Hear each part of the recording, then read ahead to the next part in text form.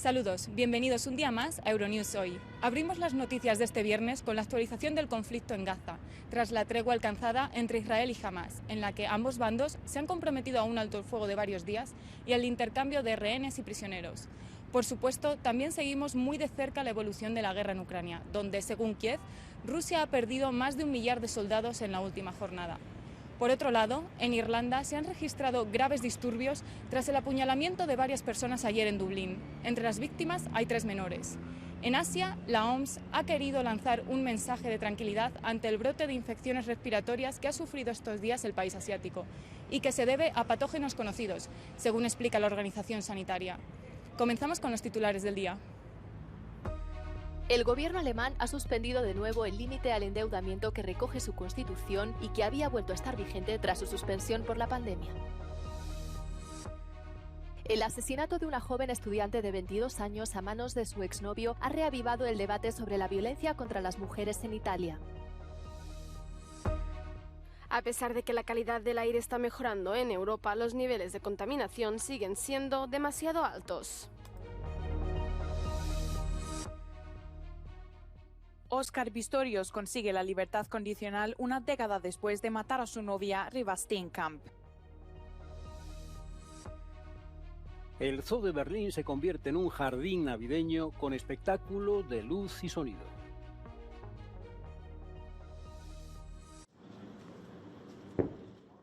Algunos disparos aún resonaban en el cielo de Gaza tras el comienzo del alto el fuego temporal.